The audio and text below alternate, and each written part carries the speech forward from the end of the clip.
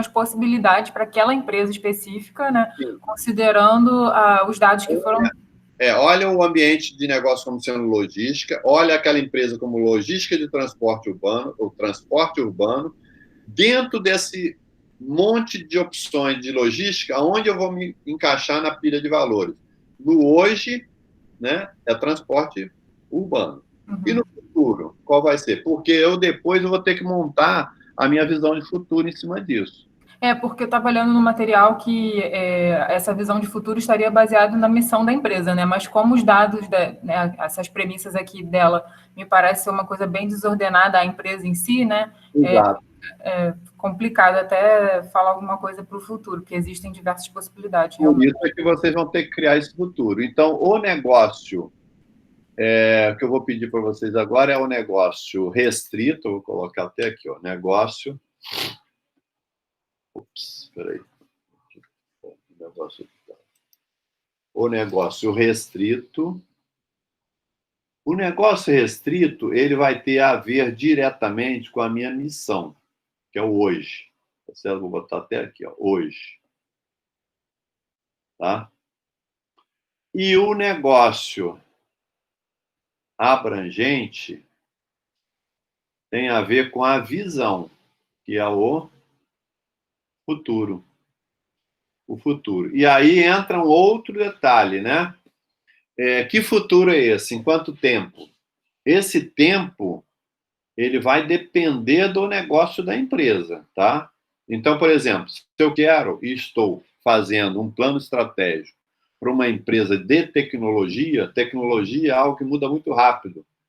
Normalmente, eu vou fazer um plano estratégico de 4 anos, 3, 4 anos, né? Agora, eu vou fazer um plano estratégico de uma empresa de petróleo. Petróleo é um negócio que os fatores críticos de sucesso para produzir petróleo leva-se muito tempo. Leva de 5 a 8 anos para você explorar uma área, definir um campo. Aí, para ele ser explotável, né, ou ser capaz de produzir alguma coisa, você leva aí de 5 a 8 anos. Então, você não pode ter um planejamento estratégico de 4 anos, senão você morre na praia. Você vai ter que ter um planejamento estratégico de 15 anos, 20 anos, 25 anos. Né? Normalmente é de 15 a 20. Por quê? É o dobro do tempo desse fator crítico de sucesso. Então, como é que você monta ou define esse tempo na tua empresa? Identifica o que é crítico, que você tem que investir. Vamos supor, tem que investir em infraestrutura e tem que investir em capacitação. Quanto tempo eu levo para investir em infraestrutura e capacitação nessa empresa? Eu levo 5 anos. Só depois de 5 anos eu vou passar ali pelo break-even point ali para começar a ter algum resultado positivo. Então, beleza. Então, 5 anos, multiplica por 2. Aí são 10 anos do plano estratégico. Senão, você quebra antes, entendeu? Se você montar esse longo prazo teu errado, você quebra antes, porque você começa a não ter o resultado e aí você começa você teve um planejamento de caixa muito curto, né? E aí você começa a não ter caixa para bancar aquele tempo seguinte, aí você quebra. Então você tem que planejar certinho, assim, quanto tempo você vai investir? Vou investir 2 anos, 3 anos nessa empresa para ela começar a dar resultado no 4º ano. Então, beleza. Então, são 3. Então, você tem que botar 6 anos aí, ó, de plano estratégico. E depois de 6º ano, no 6º ano é que você vai ter o lucro como você gostaria. É o dobro, tá certo? Beleza, pessoal? Então, o que eu vou esperar? Professor? Não, pode falar. Vanessa, bom dia. Uma dúvida. Se eu perceber que, por conta do mercado, o meu plano está muito fora de ser alcançado depois de determinado tempo, eu posso mudar ele como um todo, que eu estava vendo no material, que é possível fazer alguns ajustes durante esse período se eu estiver atingindo os objetivos. Mas quando se verifica que está muito distante, a gente pode mudar ele completamente? Não, pode e deve. O que acontece é o seguinte, você faz o plano normalmente de empresa, você faz assim em outubro, novembro, e para o plano começar já a ocorrer em janeiro em diante. Normalmente é assim. Aí acontece em março, tem um problema geral e furou o teu plano, tá certo? Você vai ter que refazer todo o teu plano, se for uma variável externa. Por quê? No plano, existem 3 pacotinhos, né? Eu vou parar de compartilhar, porque eu estou falando aqui no vídeo, né? Aí é melhor vocês acompanharem por aqui. Então, são 3 pacotinhos. São premissas de planejamento. É primeiro pacote. Nessas premissas, eu tenho todas as variáveis externas que eu não tenho controle, mas elas vão ser a base para eu fazer meu plano. Por exemplo, taxa do dólar. Pô, estou com a taxa do dólar que eu fiz todo o meu planejamento com a taxa de R$ 4 o dólar. Pô, o dólar pulou para 6. Vou ter que rever minhas metas. E talvez rever meu planejamento em cima dessa variável que eu não tenho controle. Então, nas premissas de planejamento, eu defino todas as variáveis que vão afetar as minhas metas e o meu planejamento estratégico, mas que eu não tenho controle. Eu defino tudo ali. Esse é o primeiro pacote. O segundo pacote é o planejamento propriamente dito, com as metas definidas. Olha, eu quero, nos 5 anos, vamos supor que seja um plano estratégico de 5 anos, eu quero atingir essa meta de valor econômico agregado, eu quero atingir essa lucratividade, eu quero ter esse nível de satisfação do meu cliente, vou botar vários objetivos, indicador e meta ali definido, né? Então, isso tem para o longo prazo, eu pego depois esse longo prazo e faço para o curto prazo. Aí eu tenho esse segundo pacotinho, que é o meu planejamento, né? Que é o que eu estou executando. O terceiro pacote é o reconhecimento e recompensa, né? Então, eu tenho que ter um outro pacote em que identifica o seguinte: se eu atingir essa meta tal e qual, eu tenho essa recompensa. Se eu não atingir, eu tenho essa outra. E se eu não atingir nada, eu tenho essa outra aqui que liquida tudo. Então, assim, eu tenho que ter esses 3 pacotes: premissas, o planejamento, e aí todo o bloco, né, daqueles princípios de gestão, processos, e o resultado é isso do meio, e o reconhecimento e recompensa em cima dessas metas, tá? Você pode mudar a qualquer momento. A variável externa muda. Hã? E é o que está acontecendo com muitas empresas agora por conta do coronavírus e com a taxa de dólar mesmo, né? Teve uma variação, acho que de 15% de abril para cá, foi muito grande, impactou muito. Mudou. Para quem faz importação, principalmente. Para quem importa, está frito, né? Porque a taxa está muito alta, não é isso? Professor? Oi, pois não. É a Paula. É uma dúvida. Existe, assim, via de regra, existe um período, assim, que esse plano estratégico deve ser revisado? Não, normalmente a gente faz o seguinte: a gente faz no início do ano anterior, a gente já faz o planejamento, né? E em cada momento desse planejamento existe uma retroalimentação ali. Naquele bloquinho, princípio, gestão, processo e resultado, você todo mês você tem que acompanhar o resultado e verificar o resultado realizado com o planejado, ver o gap e corrigir. Ver o gap e corrigir. Então, a tua reunião mensal é em cima disso. Na medida que esse ambiente externo começa a gerar gaps além do que você poderia prever no teu resultado, aí você tem que rever, tá?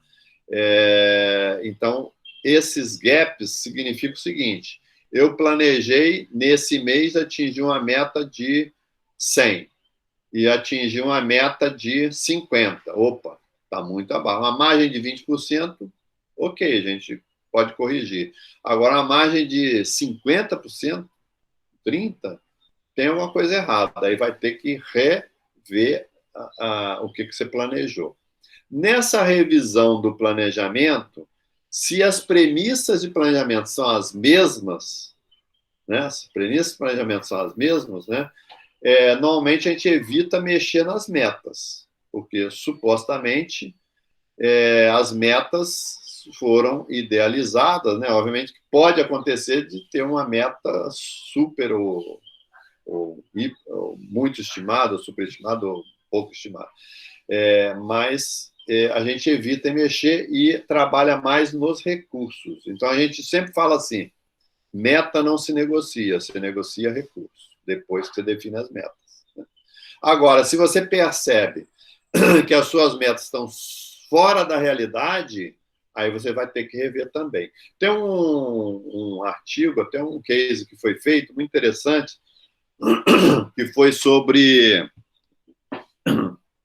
a parte de unidades bancárias, né? E aí o assunto era o seguinte: tinha uns bancos, umas agências, né, que sempre atingiam as metas e sempre tinha premiação.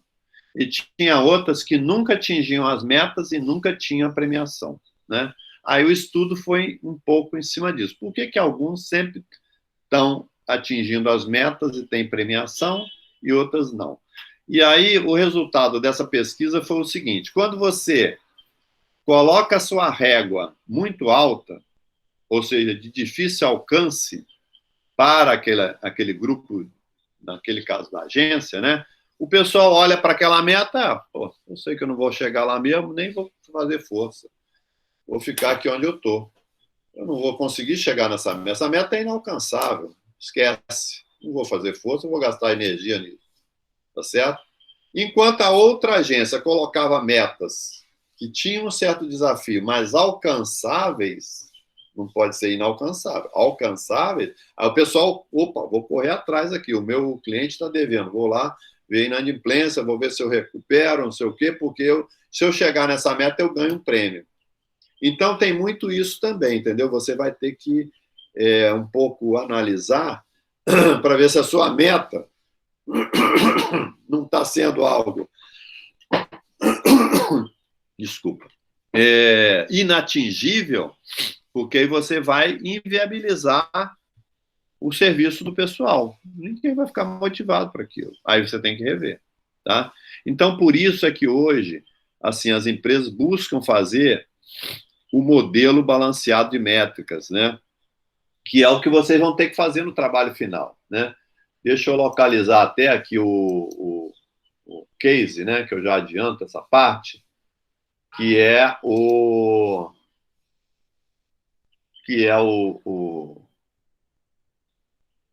case que eu apresento. Só um minutinho. Deixa eu aqui. É esse do BSC. Ah, não, esse é o exercício.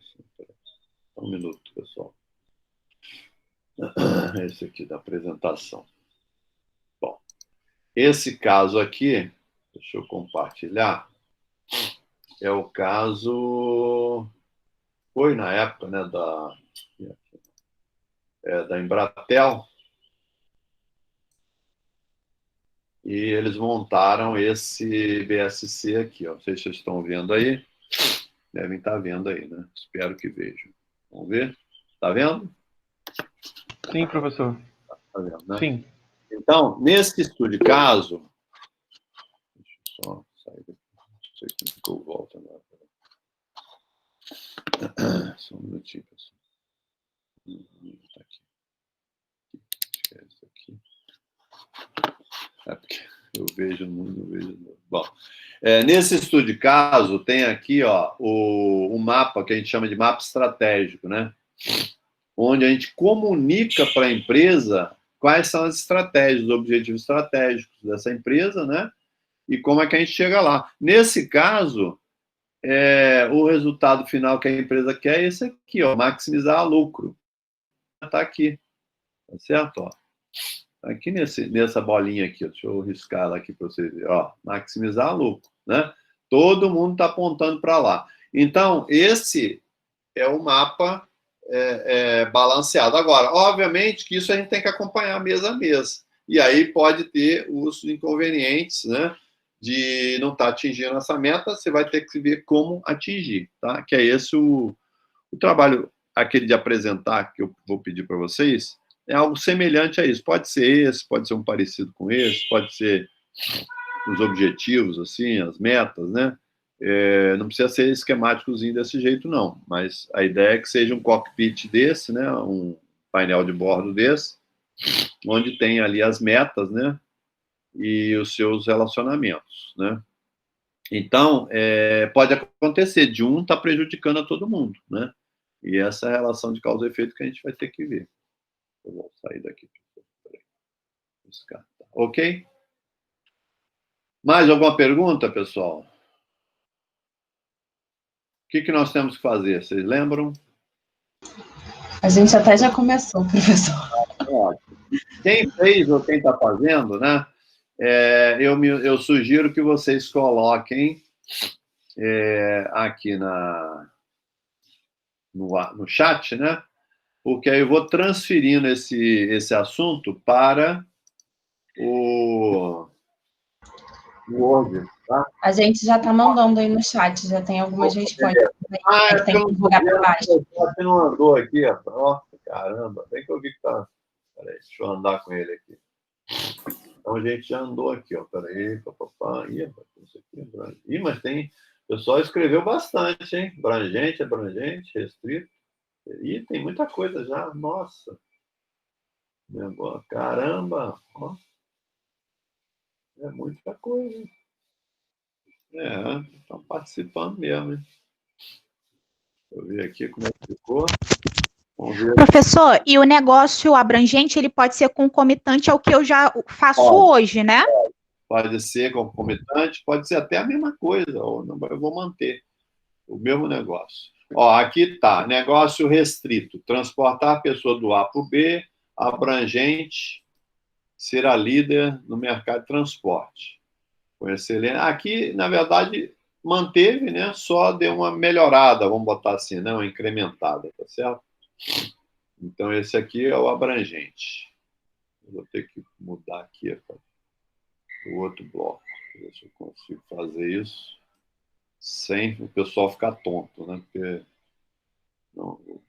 Aqui o restrito é prestação de serviço de transporte, atualmente na satisfação, transporte de passageiros, abrangente, capacitação e desenvolvimento de motorista na função remunerada.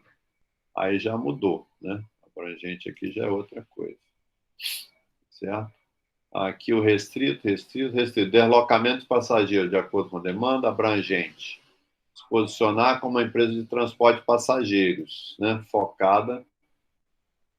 Ele deu uma aprimoradazinha, né? Em cima do anterior, tá certo? Abrangente ficou esse. Restrito.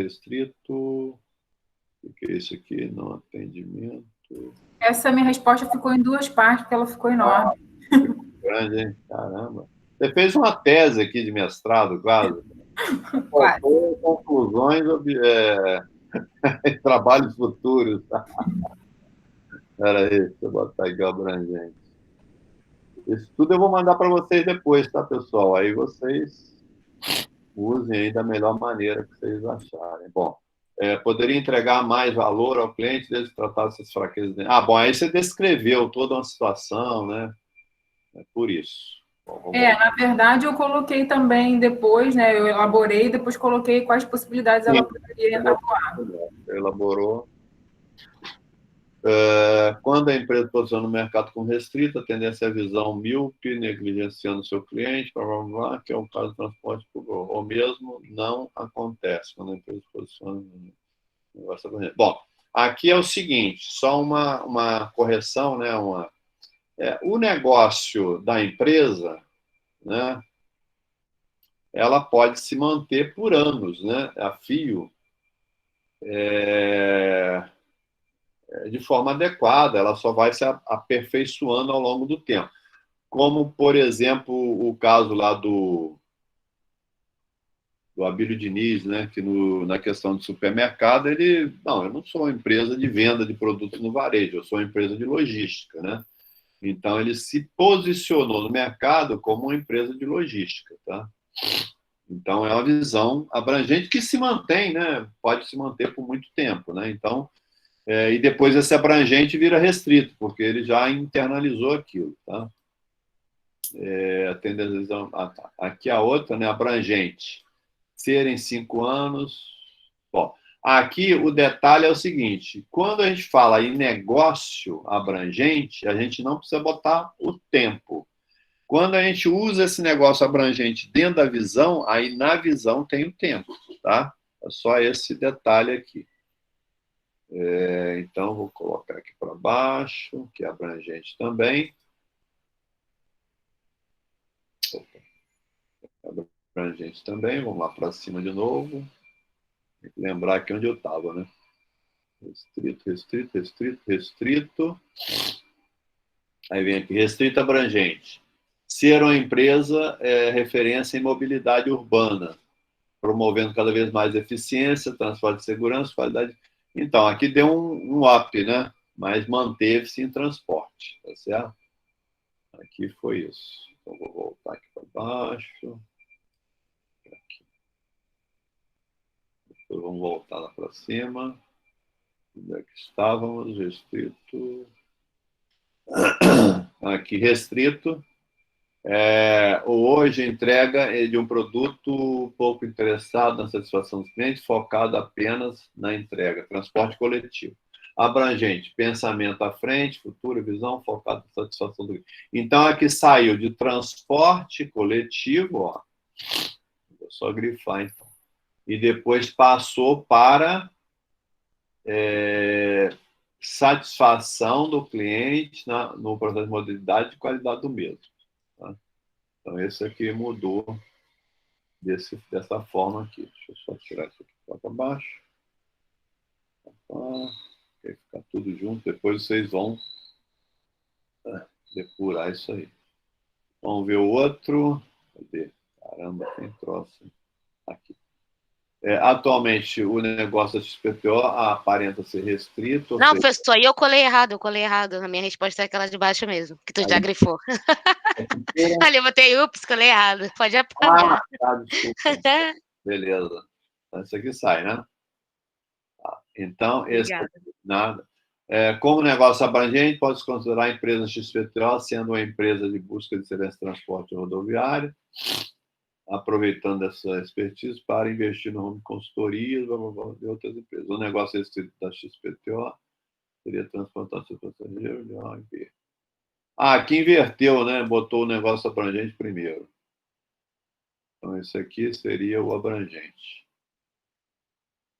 E aqui é o restrito. Seria Professor, desculpa, outra dúvida. Pode falar. Por exemplo, se quando a empresa busca mudar o mercado, aqui a gente está falando de uma empresa que hoje ela faz o transporte dentro do município, digamos. Se eu quiser ser uma empresa que faz esses transportes rodoviária Novo Rio para as outras rodoviárias de outros municípios, isso é uma mudança. Isso vai ter visão de futuro no negócio abrangente. Isso vale para o abrangente também, quando eu estou pensando em aumentar o mercado sem pular, digamos assim, na pilha de valores? No abrangente, você vai ter que dar o teu big frame lá, o que você quer, né, no futuro. Né? Exemplo, né, a Ambev. A Ambev, em um determinado momento, ela colocou o seguinte na sua visão de futuro: eu quero ser a maior produtora de bebidas na América do Sul e quero ter uma participação, né, ou estar no mercado europeu. Então, algo nesse ponto, né? Isso como visão de futuro, né? Bom, o que acontece? Em qualquer empresa, existe o presidente da empresa, existe a governança corporativa da empresa. Nessa governança, existe o conselho de administração, conselho fiscal. O conselho de administração são os representantes dos investidores daquela empresa, ou seja, quem bota dinheiro ali. O presidente é um executivo que está executando o que o conselho de administração diz. Tá? Então, quem manda na empresa? O conselho de administração. Quem é o presidente do conselho de administração? Normalmente é o sócio majoritário. Esse é o que manda. Tá? Quem executa? O presidente da empresa. Então, o que acontece? Quando eu tenho uma estratégia dessa que extrapola a empresa, Onde é definida essa estratégia? Na governança corporativa, tá? Onde estão os investidores. Então, os investidores, presidido, capitaneado pelo presidente do conselho de administração, é quem manda na estratégia corporativa macro da empresa. Ela define o macro e ela define o da empresa. E o da empresa é executado por esse presidente. E os demais é executado pelos investidores, né, que vão atuar em outras várias empresas desse grupo, né? Exemplo, né? Por exemplo, aqui numa época a gente estava na Argentina, né? E tinha uma empresa na Argentina na área de petróleo, tá? Essa empresa na Argentina, ela comprou ações de duas empresas, uma na Bolívia e outra na Colômbia. Então, essa empresa na Argentina, o seu conselho de administração decidiu comprar ações de empresas, uma na Bolívia, outra na Colômbia. Então, a decisão desse conselho de administração da Argentina direcionava essas duas outras empresas, tá certo? E a holding disso tudo era aqui no Brasil. Então, o Brasil tinha uma empresa, a Argentina, e essa Argentina tinha ações dessas duas empresas na Bolívia e na Colômbia. Bom, quem define todas as estratégias de tudo é a holding, sempre, tá? Por isso que hoje no mundo, poucos mandam no mundo, poucos, muito poucos, porque são grandes holdings que tem, que você nem sabe quem é o dono, na verdade, né? E essas pessoas que detêm essas ações é que mandam no resto. Então, a GE tem mais de 1.000 empresas. Quem manda nessas 1.000 empresas? A holding, que tem um board de umas 20 pessoas, 30 no máximo, né? Essa turma é que manda, que é a que tem o grande poder acionário de tudo. A Petrobras, uma época, agora eu não sei como é que está, mas ela tinha 600 empresas, né, além da holding. Então, ela mandava em 600 empresas, né, porque ela tinha poder acionário nessas empresas. Então, hoje, quem define essas metas que extrapolam a própria empresa, como você está falando, né, é o board da empresa, que é o conselho de administração. Então, nesse exemplo que eu estava falando, Brasil, tinha uma holding no Brasil, tinha uma empresa na Argentina e tinha outras duas, né? O que aconteceu na Argentina? Por uma questão de governo, o governo quis impor que tivesse uma cadeira no conselho de administração do governo, representado pelos trabalhadores ou por um órgão do governo lá. Isso poderia impactar tudo, porque esse cara ali poderia começar a influenciar, e começou a influenciar, nos preços dos combustíveis a partir do conselho de administração, e gerar prejuízo, quebrar as empresas, né? Aí o que foi feito de imediato, assim que soube dessa informação, por isso que existe inteligência competitiva, né? Assim que soube dessa informação, o que houve? Foi a missão que nos foi dada. Olha, você tem que ir lá na Argentina e a decisão é a seguinte: nós vamos vender essas duas empresas, uma na Bolívia e outra na Colômbia, vamos vender essas ações para a holding nossa que fica no Brasil. Com isso, eu desconectei as duas empresas que estavam ligadas na Argentina e conectei elas direto aqui no Brasil. Qual o objetivo? É limitar a influência dessa questão local, né, nessas outras empresas. Então, se entrasse alguém, e entrou, ele ia poder influenciar só naquela, senão ia ser, daqui a pouco ia quebrar as outras junto, entendeu? Então, essa manobra hoje, né, a nível das empresas, é o grande X da questão do negócio, né? Hoje o presidente da empresa é um executivo que está ali, funcionário como qualquer outro, e está cumprindo ordens do board, né? É isso que acontece hoje, né? Quem manda mesmo nem aparece na história, né? Tá claro ou não? Beleza? Cada vez que eu explico, mais complicado fica o negócio, né? Acho que eu vou parar de fazer pergunta. Cada vez que pergunta, mais complicado fica. O senhor estava comentando aí a respeito da GE, e eu trabalho na Baker, e a gente viveu isso aí na carne, por assim dizer, nos últimos 2 anos, né, que a GE comprou a Baker, e aí depois deixou de ser o acionista majoritário, e aí agora a Baker está se posicionando no mercado como uma empresa de energia, e não mais energia e tecnologia, e não mais uma prestadora de serviço de serviço de óleo e gás, né? A gente hoje não tem uma noção muito clara. Às vezes, daqui a pouco fecha a empresa, abre outra, mas quem está manobrando isso tudo é um board com poucas pessoas. Aí o pessoal pensa assim: não, eu tenho total liberdade para fazer minhas coisas, eu vou lá eu sou do conselho de administração da empresa, vou lá e vou dar a minha posição, e enfim. Negativo. Você vai com o dever, com a missão a ser cumprida. Você sai daqui, olha, a sua missão é vender aquelas ações e a gente vai comprar. É isso que você vai fazer.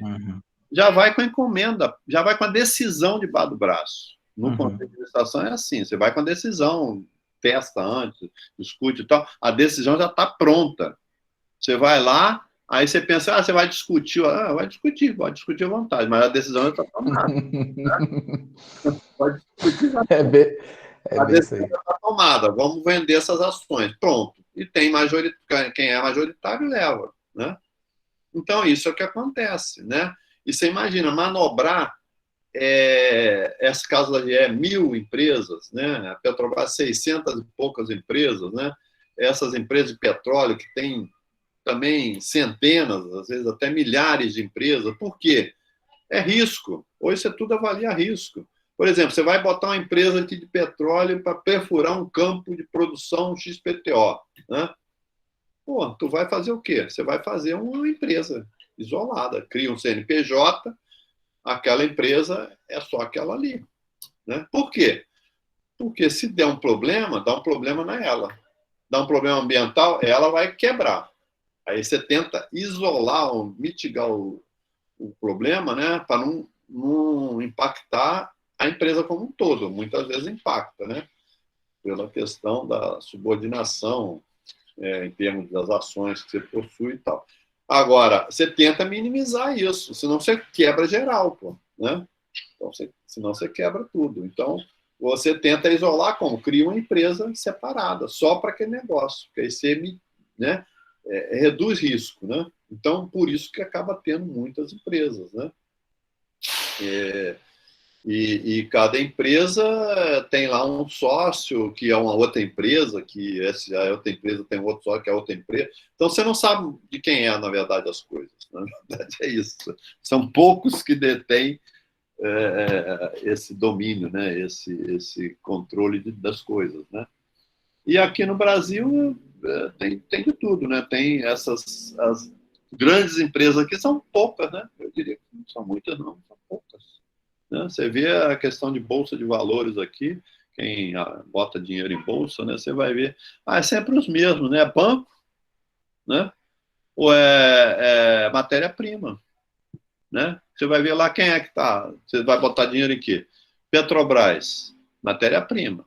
Tem poucos valor agregado, tem um valor agregado, mas matéria-prima, o grosso, né? Vale. A Vale, matéria-prima, né?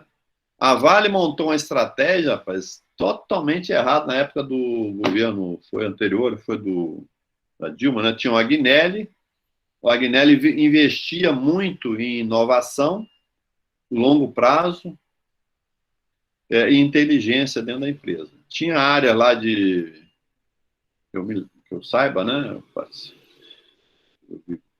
Eu convivia lá com o pessoal, área de inovação, tinha essa área de gestão do conhecimento, essa coisa toda, tinha tudo dentro da Vale, né? Aí o governo, não satisfeito, e ela estava dando um bom lucro, né? Tirou o Agnelli e botou o outro presidente, que eu não me lembro agora o nome, com o objetivo de gerar mais lucro e, obviamente, direcionar recursos para o governo, essas coisas. Bom, e aí o que aconteceu? Esse outro presidente, o que ele fez? A primeira coisa que ele fez, quando você quer ganhar dinheiro com a empresa rápido, Você liquida com atividades que geram retorno no longo prazo. Começa por aí. O que gera retorno no longo prazo? Educação e pesquisa. Então, você liquida com educação, treinamento, não tem mais. Pesquisa, não tem mais. Vai comprar de prateleira aí, não tem mais.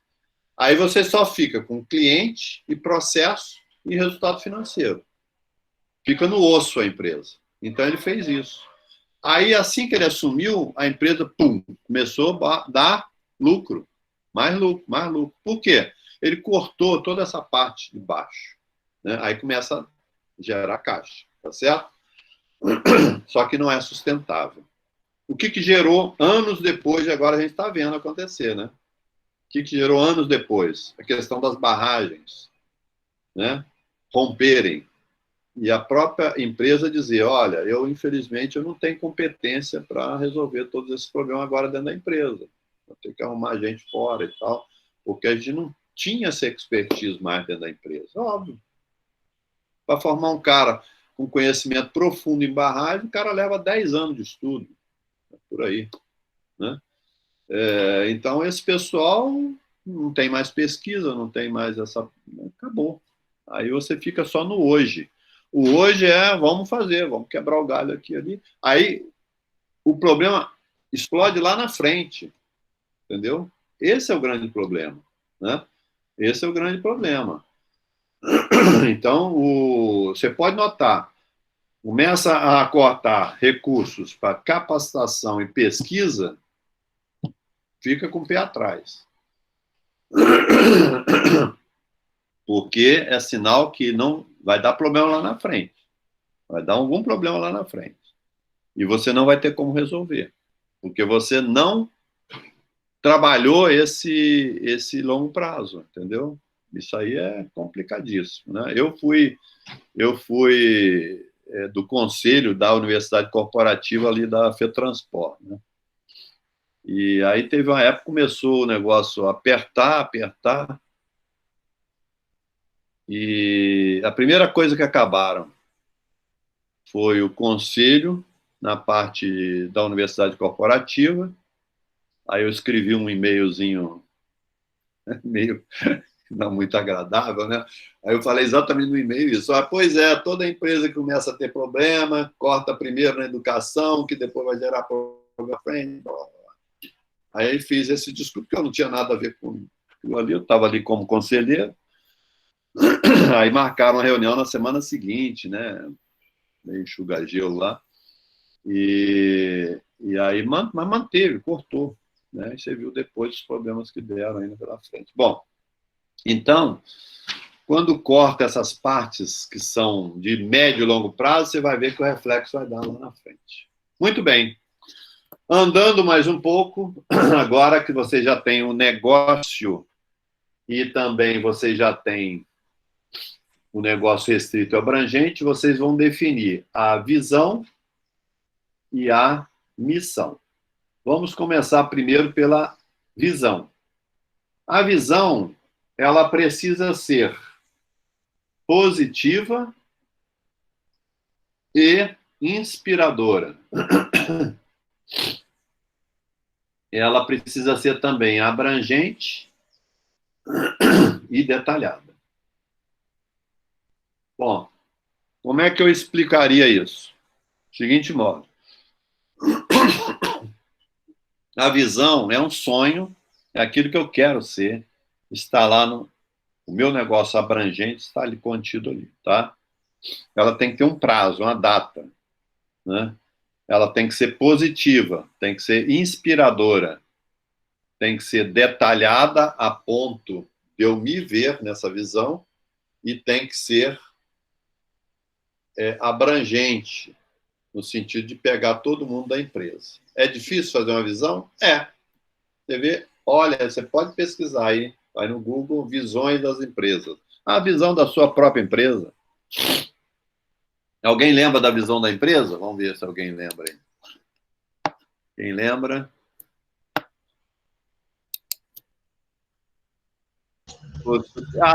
Da visão da minha empresa, eu só lembro da palavra melhor. Um falou que lembra da melhor, o outro falou que... A parte que eu lembro da minha empresa que a gente brinca sempre é que busca, dentro do que a gente faz, garantir resultados financeiros superiores. Olhando o... A Aqui minha é é bem basicona, professor, é ser referência mundial em energia limpa e renovável. Aí, já está interessante. A minha, o foco é em resultado e segurança, porque a empresa é de energia elétrica, né, e tem que mexer na rede, então eles batem muito nisso, segurança do funcionário. Uma das metas é ter as melhores pessoas. É o quê? Qual é? Desculpa. Ter as melhores pessoas. As melhores. Qual é a empresa que é? A B2W. Ah, B2W. B2W tá bombando, né, rapaz? B2W tá as ações. De trabalho. Todo mundo trabalhando em casa, né? Nem todo mundo, hein? Nem a Marcele tá lá lutando no CD. A minha cunhada é do... Minha cunhada? Eu não sei se é cunhada. É da B2W. Então ela só trabalha em casa agora. E não estou ouvindo, deu eco. Como é que é? Da B2W também. Estou assistindo a aula aqui do CD hoje. Ah, você está no CD hoje? Você está assistindo o CD hoje? O CD do B2W, é? Tá falhando um pouco. Está falhando a... Sou da B2W também, mas estou você está assistindo a aula do CD hoje. Beleza. Então tá. Bom, então, o que acontece? Na visão de futuro, eu tenho um vídeo para passar para vocês. Agora vocês podem assistir ou ficou bom ou ruim o passeio? Esse é mais longo um pouquinho. Eu falo por mim que ficou Tá bom. professor. Pode deixar, legal da outra vez. Ficou bom, sim. Então eu vou passar aqui, que o vídeo eu passo num computador, o outro eu passo no outro. Então Espera aí. Deixa eu dar um... Espera aí, só um minutinho, espera aí. Eu tenho que compartilhar aqui. Compartilhar uma janela. Agora eu estou aprendendo esse negócio aqui, ó. Pô. Deixa eu abrir o vídeo. Não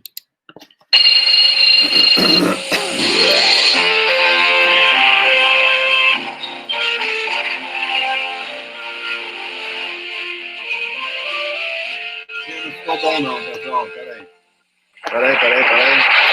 Vou ter que parar porque não ficou bom. Só um minutinho. Wait a minute. Espera aí, calma. Vou passar aqui. Porque eu acho que o vídeo que eu coloquei aqui... Só um minuto. Houve alguma coisa que cortou um pedaço dele. Professor, se tiver no YouTube, e se eu quiser passar o link para a gente assistir, eu acho que não tem problema não. Não sei se a galera concorda. Se eu passo o link aqui no chat, a gente olha... O problema, sabe o que é? É que esse vídeo, ele é vídeo aqueles alugados, né? Entendi. Que não tem em lugar nenhum. Não, beleza. Aí lascou. Deixa eu só ver aqui se eu consigo. Só um minutinho. Não, peraí, só um minuto. É que eu já sei o que foi o erro. É que eu apresentei o errado. Eu já descobri qual é o certo.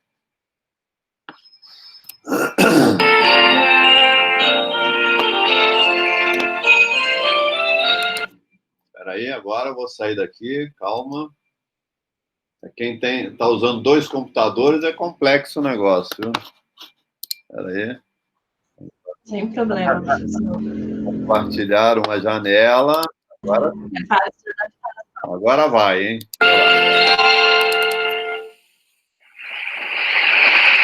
Foi? Beleza? Alguém já disse que precisamos prestar atenção no futuro porque é nele que vamos passar o resto de nossas vidas.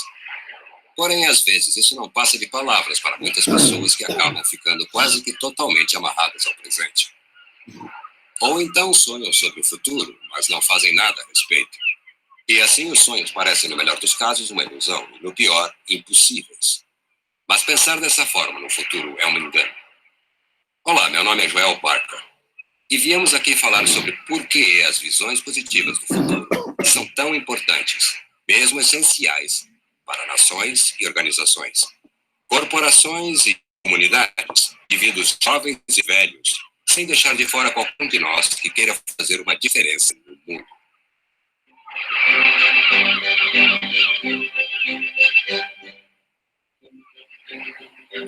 A visão do futuro.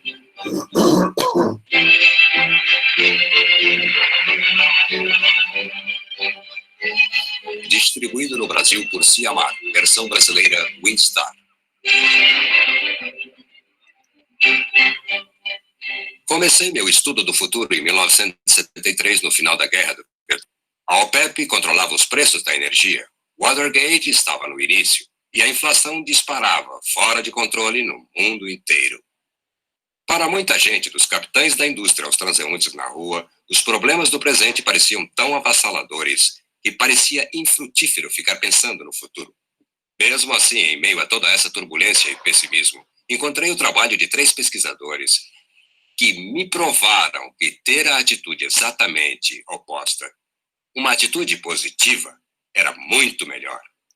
Cada um desses estudiosos, a seu modo, me convenceu de que é essencial que pensemos a respeito, sonhemos com e, eventualmente, imaginemos nosso futuro. E especialmente nos tempos mais difíceis. De fato, eu acredito que ter uma visão positiva do futuro talvez seja o mais poderoso motivador que você e eu possuímos para a mudança. Agora vamos fazer uma viagem para ver como estas ideias se encaixam e como usar estas ideias para tornar as nossas organizações, as nossas famílias, as nossas vidas mais ricas e mais proveitosas. Começamos nossa viagem aqui, devido ao estudioso holandês Fred Polak, que escreveu o livro intitulado A Visão do Futuro. Polak estava extremamente interessado na relação entre as nações e suas imagens do futuro. Ele fez uma pergunta do tipo ovo da galinha. Será que a imagem positiva do futuro de uma nação é a consequência do sucesso da nação? Ou será que o sucesso de uma nação é a consequência de sua imagem positiva do seu futuro? E em busca da resposta a esta pergunta, ele estudou a literatura de muitas nações antigas e modernas para ver quão positivamente escreviam sobre seus futuros e até que ponto suas expectativas se concretizaram. O que ele encontrou se acha perfeitamente simbolizado aqui, em Atenas, no Partenon. O Partenon foi primeiro uma visão na mente do arquiteto. Da mesma forma, os gregos imaginaram o futuro de sua cultura. Como aconteceu tudo isso? Bom, os gregos começaram com os sonhos, mas então trocaram seus sonhos por algo muito mais forte, a visão. A visão é o resultado dos sonhos em ação. O que Polak descobriu em suas pesquisas foi que uma visão significativa antecede um sucesso significativo. Em um caso após outro, ele viu o mesmo padrão emergindo. Primeiro, uma visão impressionante do futuro era mostrada pelos líderes.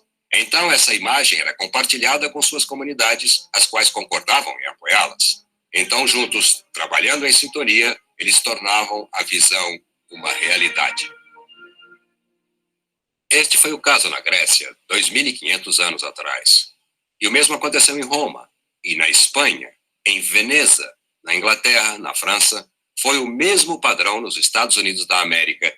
E ainda hoje podemos notar o poder da visão varrendo o mundo inteiro, da Europa Oriental à costa do Pacífico.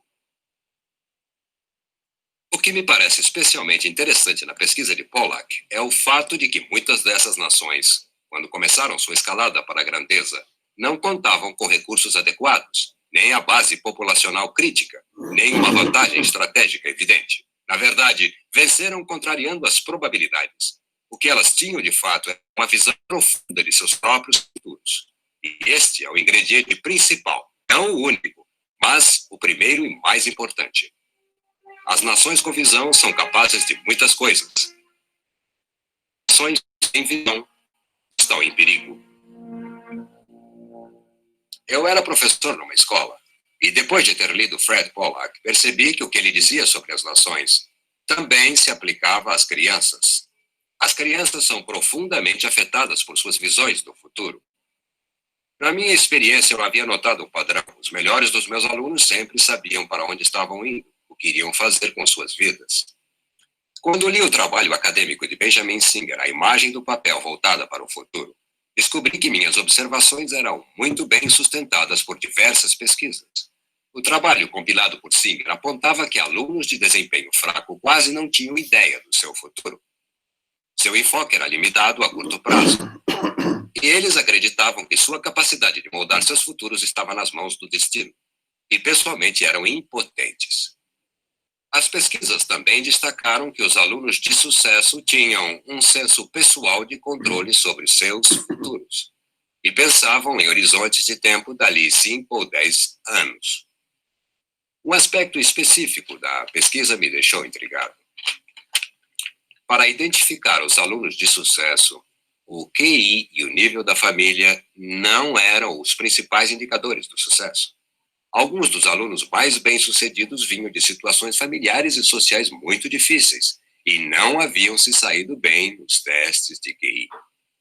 Alguns dos alunos fracassados tinham os QIs altíssimos e provinham das melhores famílias. Logo, qual era o fator de diferenciação? A visão. O que todos os alunos de sucesso tinham era a visão profunda e positiva de seus futuros.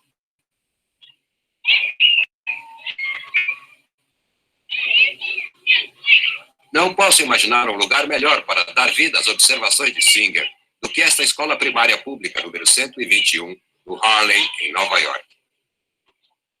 Aqui, em 1981, Eugene Lang veio fazer o discurso de formatura.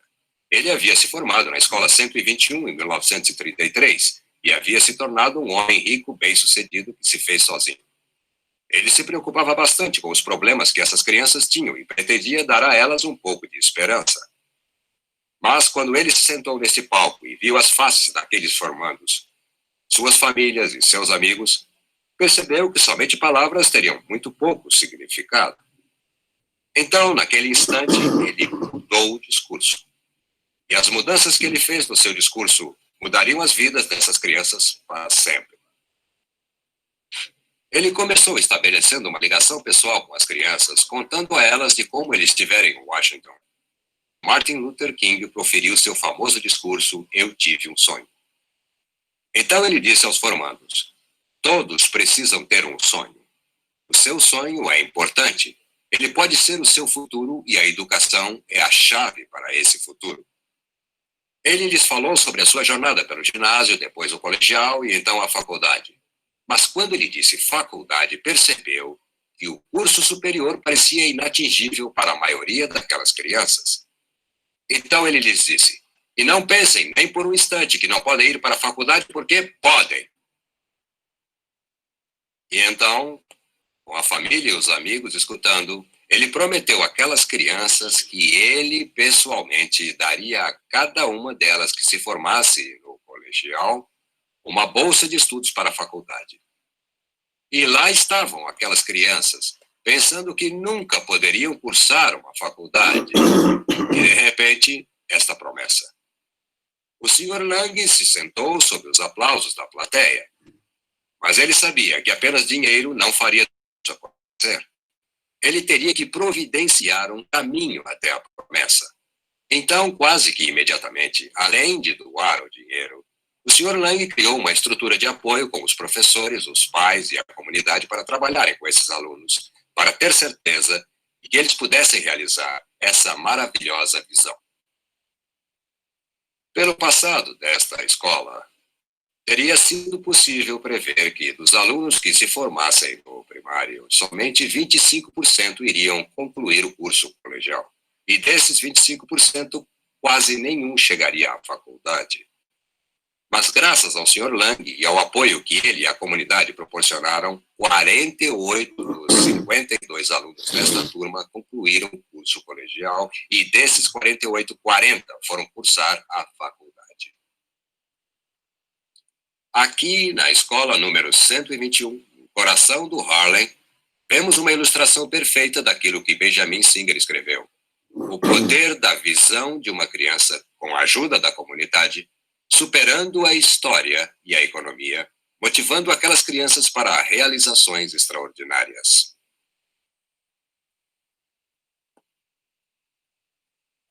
Então, quando perguntamos a nossos filhos o que você vai ser quando crescer, estamos lhes ajudando a pensar em algo que é muito importante. Nunca trate suas respostas como banais, mesmo que eles mudem de ideia a cada semana. Escutamos para mostrar a nossos filhos que seus sonhos do futuro são importantes. E o nosso interesse nos sonhos deles aumenta a confiança e a capacidade deles de moldar o seu próprio futuro. Para as nações, para as crianças, percebemos o mesmo padrão, o mesmo poder, o poder da visão.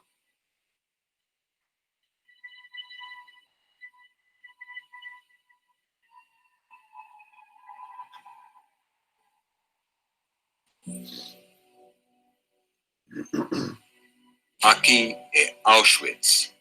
Parece um lugar estranho para se vir falar sobre visão.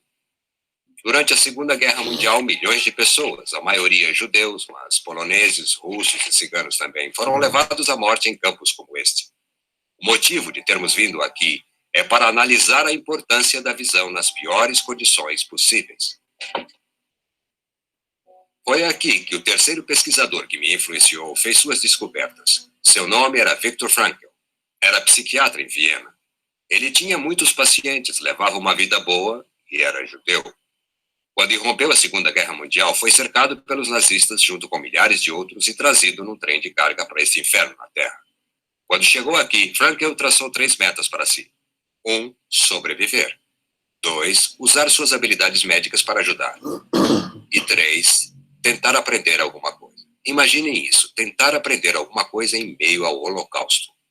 Mas Frankl conseguiu atingir suas 3 metas. E depois da guerra, retornou a Viena e escreveu seu tão consagrado livro A Busca do Significado pelo Homem, no qual explicou o que havia aprendido. No seu livro, Frankl reconheceu que a maioria dos prisioneiros era executada pouco tempo depois de chegar. Mas Frankl concentrou seus estudos naqueles que, como ele mesmo, em vez disso, foram postos a trabalhar sob as piores condições imagináveis. Milhões morreram. Mas entre aqueles que sobreviveram, Viktor Frankl encontrou uma linha comum. Um traço essencial à sobrevivência. Todos aqueles que tinham conseguido sobreviver ainda tinham algo importante para fazer em seus futuros. Deixe-me repetir isso.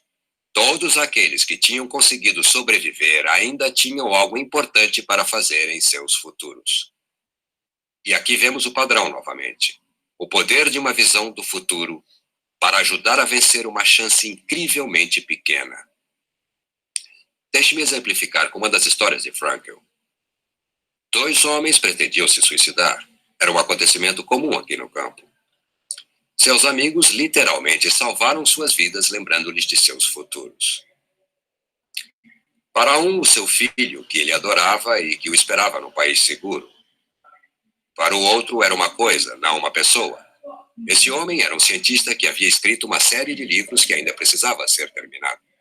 Seu trabalho não poderia ser feito por ninguém mais. E quando foram lembrados de suas responsabilidades para com o futuro, eles aceitaram. E tiveram forças para aguentar e sobreviver. Funcionou para Frankl também. Ele escreveu: quase em pranto pela dor, eu continuava pensando nos inúmeros pequenos problemas de nossa vida miserável. O que haveria para comer à noite? Se vier um pedaço de salsicha como ração extra, devo trocá-la por um pedaço de pão? Devo trocar meu último cigarro, que foi o resto de um presente que eu recebi há 2 semanas, por um prato de sopa? Como posso arrumar um pedaço de arame para substituir o outro que amarrava um dos meus sapatos? Quem poderia me ajudar a arranjar trabalho no campo? em lugar de ter de aguentar essa marcha diária terrivelmente longa. Fiquei aborrecido com a situação das coisas que me obrigava a pensar todo dia e toda hora somente nessas coisas banais. Eu forcei minha mente a mudar para outro assunto. De repente, eu me vi no palco de um auditório bem iluminado, quente e muito agradável.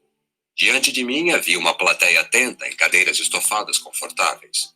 Eu estava dando uma palestra sobre a psicologia do campo de concentração. Com este método, eu consegui, de certo modo, passar por cima da situação, por cima do sofrimento daqueles dias. E ele os observava como se agora já tivessem passado. A mensagem de Frankl é clara. É essencial para você, para mim, ter alguma coisa importante ainda por fazer. Ter uma visão positiva do nosso futuro, porque é isso que dá significado à vida. Frankl escreveu: é uma peculiaridade humana só ser capaz de poder viver olhando para o futuro. E esta é a sua salvação, até mesmo nos momentos mais difíceis de sua existência.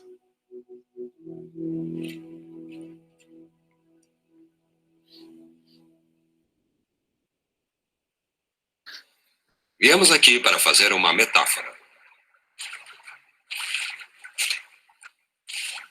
Sabem, em nossas vidas todos temos rios para cruzar.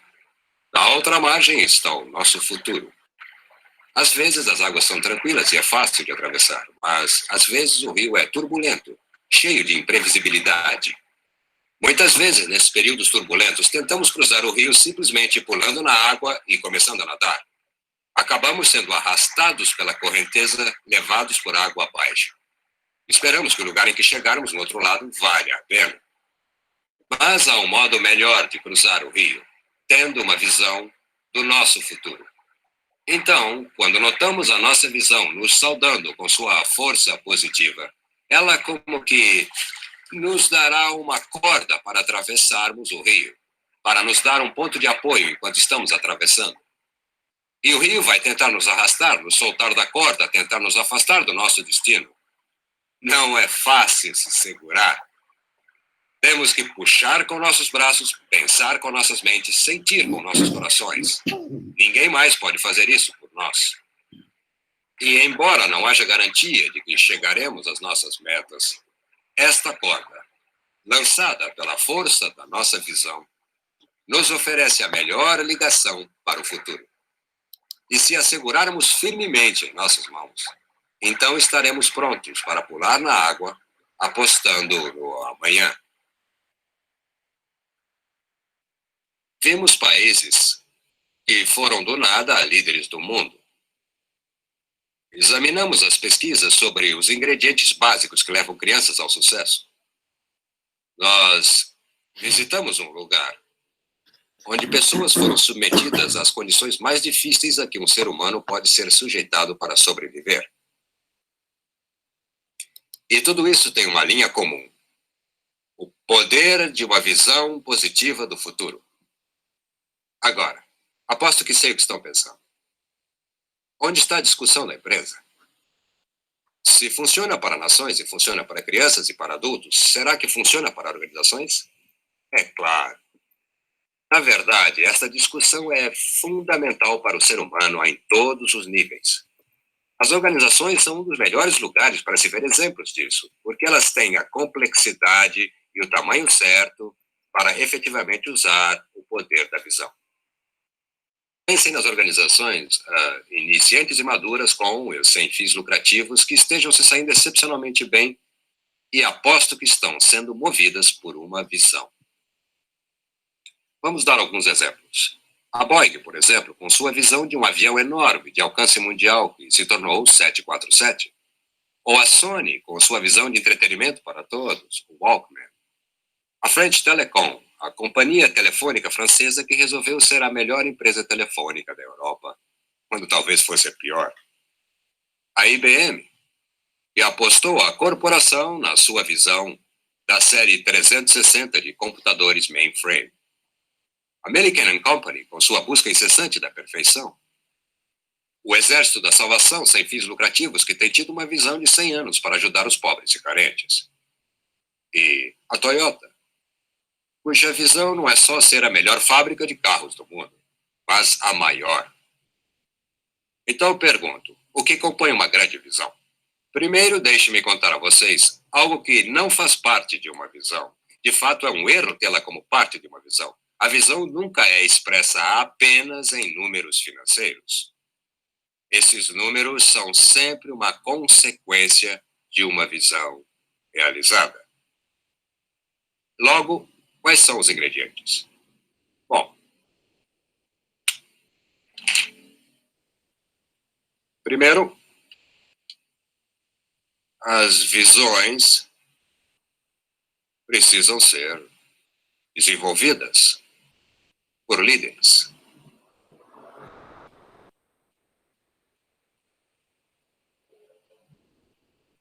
Visões não são criadas pelas massas. Agora, os bons líderes falam com seu pessoal e ouvem seu pessoal. Vejam bem, eles escutam e exploram o mundo também. Mas é uma função da liderança e não dos seguidores tomar todos esses inputs, concentrá-los e transformá-los numa coerente e poderosa visão. Segundo, as visões de um líder têm que ser compartilhadas com sua equipe e a sua equipe precisa concordar em apoiá-la. Se vocês tiverem compartilhado e obtido o apoio, terão então criado a comunidade da visão. Para as organizações, esse ato de compartilhar cria um acordo sobre a direção. E é assim que tiver um acordo quanto à direção, isso melhora a sua tomada de decisões substancialmente, porque cada decisão pode ser comparada com a direção da visão. A comunidade da visão precisa agir em conjunto para trazer a visão à realidade.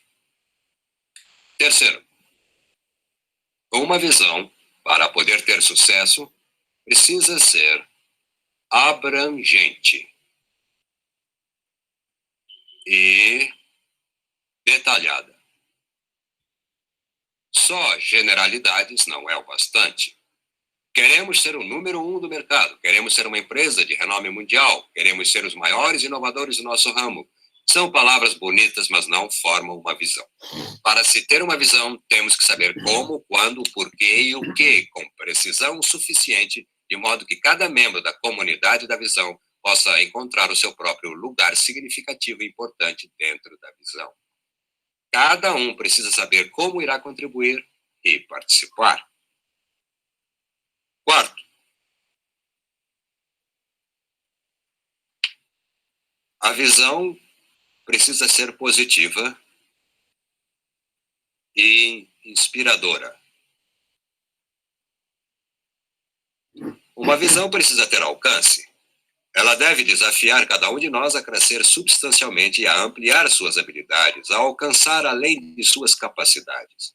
Uma visão precisa valer a pena. Quando você criar sua visão, é melhor errar para o lado do exagero do que para a modéstia. Joel, sabe o que eu acho? Eu gostei do que você disse sobre visão, mas você ainda não falou nada sobre valores. É uma boa pergunta. Certa vez me disseram que em épocas turbulentas como a que atravessamos agora, a única coisa que pode ajudá-lo são seus valores. Eu sugeri que havia um outro modo de se pensar nisso. Os valores são o instrumento para medir se a sua direção está correta. Percebe, sem os valores, você pode até criar uma visão que seja imoral ou antiética. Os valores o impedem de cometer esse erro. Mas os valores, embora sejam essenciais à visão, não podem lhe dar uma direção. Só a visão pode fazer isso. É uma função da visão determinar o seu destino.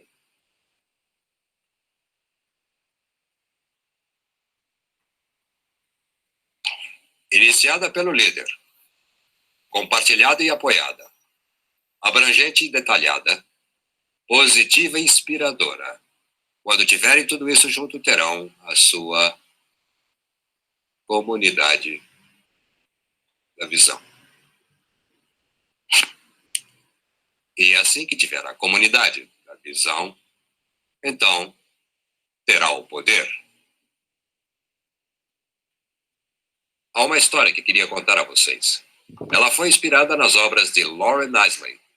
Eiseley era uma pessoa muito especial porque combinava o melhor de duas culturas. Ele era cientista e poeta. E dessas duas perspectivas, ele escreveu obras profundas e atraentes sobre o nosso mundo e o nosso papel nele. Era uma vez um homem muito sábio, bem parecido com o próprio Eiseley, e costumava ir à praia para escrever. Ele tinha o costume de caminhar pela praia antes de começar a trabalhar. Um dia, ele estava passeando pela areia. Ao olhar mais adiante, ele viu um vulto humano que parecia estar dançando.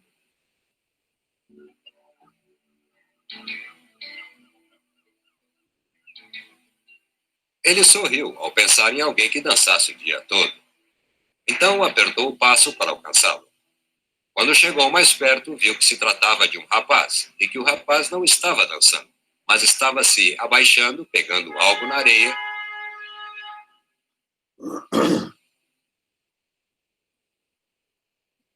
e cuidadosamente atirando ao oceano.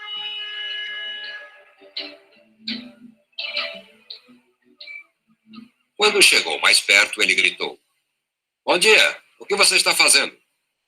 O jovem parou, olhou para ele e respondeu: "Jogando estrelas do mar no oceano." Eu acho que devia ter perguntado por que está jogando estrelas do mar no oceano.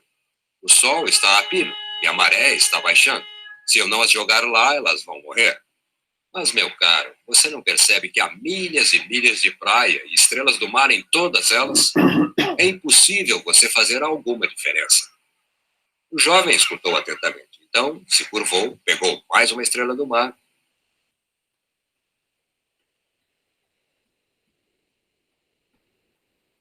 e a jogou no mar para lá da arrebentação.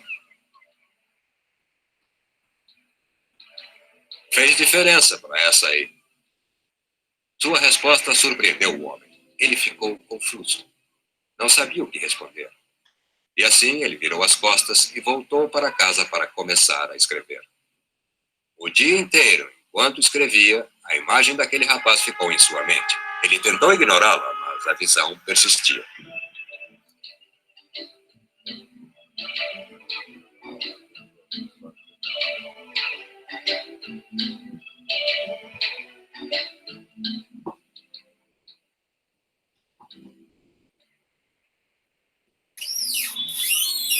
Finalmente, ao cair da noite, ele percebeu que ele, o cientista, ele, o poeta, havia deixado passar a natureza básica da atividade do jovem.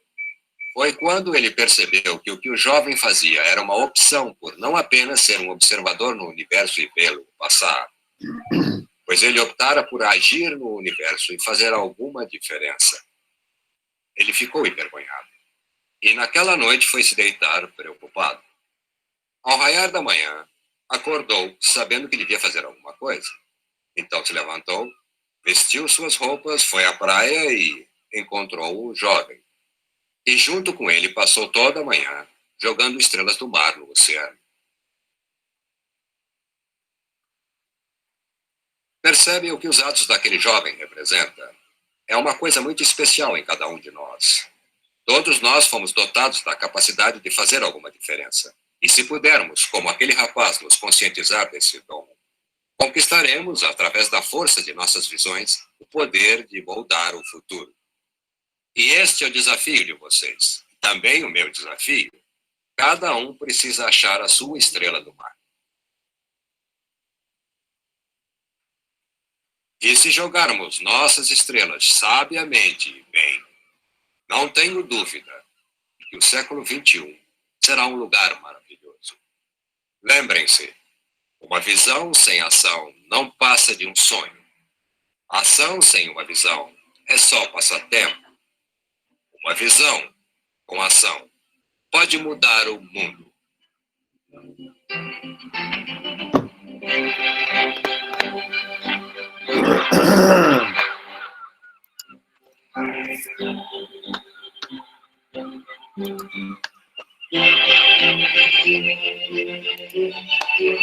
Muito bem, pessoal. E aí, conseguiram assistir? Mais ou menos? Positivo. Foi? Bom, Sim. olha só. O que acontece?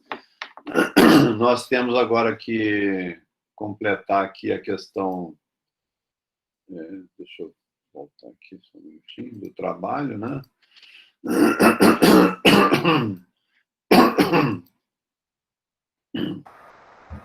Professor, Eu já coloquei... Pois não, pode falar. qual seria a grande diferença entre a visão e a missão? A visão, no caso, é um objetivo para os próximos anos, né?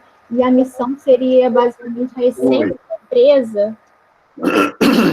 A missão é hoje. É hoje o que você está fazendo hoje, né? Então, hoje você vai definir na missão quem são seus clientes, qual é o produto ou serviço que você entrega e qual é o território que você atua. Então, basicamente, são esses 3 itens. Obviamente, você pode completar aí com o nível de qualidade do produto, coisas do tipo. Mas, antes de construir a missão, que é o que você faz hoje, você precisa definir quem é o cliente, quem são os clientes, qual o produto ou serviço, e em que área se atua. Aí você define essas 3 coisas e monta a frase da missão, que é o hoje, né?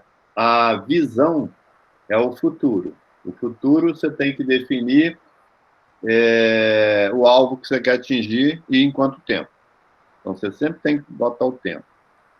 Às vezes não tem o tempo, né? Igual alguém me mandou aqui, o B2W, né? Não definiu o tempo. Então, nesses casos, às vezes as empresas colocam sem o tempo, né? E nesse caso ela se parece mais com um propósito. Aí é uma outra definição. O propósito é para que nós existimos. É algo como se fosse algo perene, né? Que a gente quer de forma perene, né? Então, é o propósito. Empresas públicas, normalmente, têm só o propósito, né, dessa empresa. Para que ela existe? Já foi criado com um objetivo, e aquele objetivo é o propósito dela, né? Então, em caso de empresa pública. Empresa privada, você tem o alvo que você quer atingir, sempre você está mexendo, né, um negócio, né, para que ela serve, né?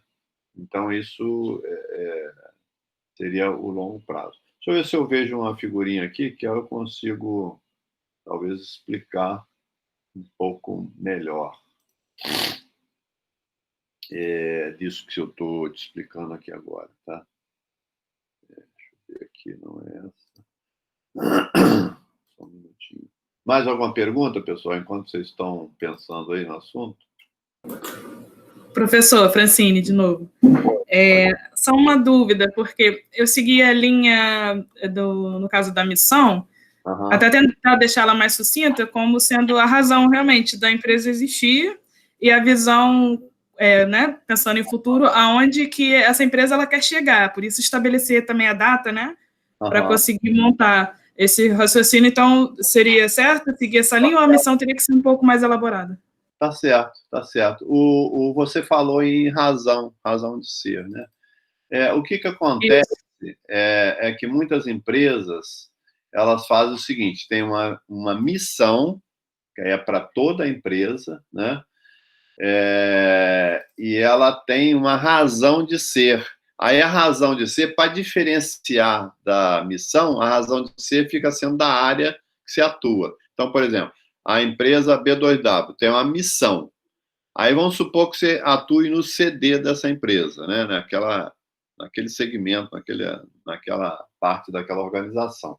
Aí, para aquela organização, existe uma razão de ser daquela pedaço da organização, tá? Então, muda-se aí um pouco esse nome para razão de ser, mas vamos dizer assim, é a missão daquele pedacinho da empresa, né? Vamos botar assim, né? Entendi. Enquanto você fala, eu estou falando aqui, estou procurando aqui o desenho aqui, poxa, tem tanto slide que acaba a gente... Mas pode perguntar se tiver mais alguma pergunta aí, agora vamos aproveitar o seu tempo, enquanto eu estou catando aqui o material. Professor? Ou não? Na visão sempre se fala, será melhor ser líder. Eu posso também colocar que é ser um dos líderes, não me colocando como um topo, sim, mas pertencendo aos melhores? Sim, tem empresas que não querem ser líder, querem ser seguidores, né? A liderança sempre tem um custo mais alto, né? Porque para você ser líder, você tem um gasto maior, né? De pesquisa, de outras áreas. Você vê, o SBT não quer ser líder, quer ser o número 2. Até de vez em quando o Silvio Santos fala lá, não, tá, quero ser o 2, né? Porque a liderança tem um custo para isso, né? Então, tem empresas que se colocam como seguidoras mesmo, né? Que esse é o que eles querem, né? É como um Fórmula 1, né?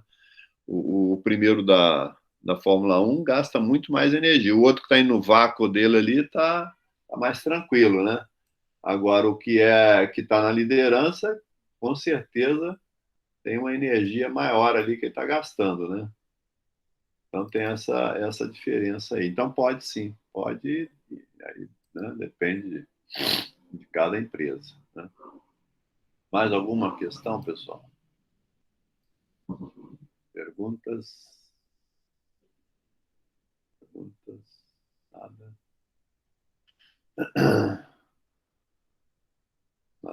Nada feito. Bom, eu vou pegar aqui um desenho. Estava na minha cara aqui, não achei. Memória. Vocês estão vendo aí que eu estou compartilhando, não? Sim, está aparecendo. PowerPoint. Sim. Eu estava procurando aqui, não achava. Estava na minha... Sim, está aparecendo. Então, a visão é esse alvo aqui que eu quero, né, no longo prazo. Vou dar um play aqui para ficar melhor. Então, deixa eu marcar aqui, ó. Aqui é o alvo que eu quero, é o longo prazo. Aqui é o hoje, é a minha missão, hoje, né? Então, eu defino cliente, produto, serviço e abrangência. Visão é o longo prazo, é onde eu quero chegar. A estratégia é como é que eu saio daqui e chego lá. Então, eu quero ser a melhor empresa na área de transporte. Quero levar uma experiência de vida para o meu cliente quando utilizar o meu serviço. Bom, aí você tem que montar as estratégias para ser o como é que você vai chegar lá. Dessa estratégia, o como, né? Você vai sacar delas aqui os projetos. E esses projetos vão constituir a sua carteira de projetos no final, que você vai priorizar em função da tua grana, né? Aqui, como linha de contorno, nós temos os valores. Os valores, o que são os valores? É a cultura da empresa. Então, eu defino valor, né? Até o próximo item ali vocês vão definir valores, né? Como é que você define valores? Você lista primeiro quem são os seus stakeholders. É o meu cliente, é um stakeholder. Colaborador é um stakeholder. Acionista é um stakeholder. Fornecedor é outro, né? A sociedade é outra. E para cada um deles, você define a forma como você vai se relacionar. Que, na verdade, a cultura, né, ela é externalizada numa atitude sua, na forma como você vai agir. E os valores representam essa forma de comportar. Tanto que a gente coloca para dentro da empresa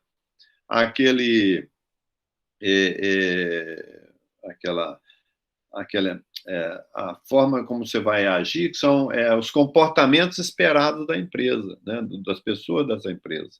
O comportamento esperado é o que é? É como se eu pegasse a atitude, que é algo mais livre, né, e enquadrasse essa atitude dentro de um comportamento esperado, que são os meus valores, né?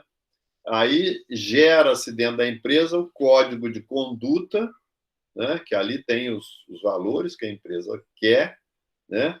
E esse código de conduta hoje se a empresa tem ações em bolsa, por exemplo, cada funcionário tem que assinar o código de conduta, ou em algum lugar, em algum momento lá ele assinou isso, né? Às vezes até sem saber, né?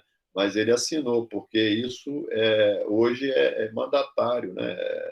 É algo obrigatório, né? Que as empresas que têm ações em bolsa têm que ter seu código de conduta e tem que ser assinado, dado um ciente lá pelos seus funcionários, né? Bom, então os valores é a cultura e as políticas são os limites em termos de gestão. Então, esses são os elementos básicos, tá certo? Deixa eu ver aqui o próximo. Aqui no próximo, ó, desses princípios de gestão saem o quê?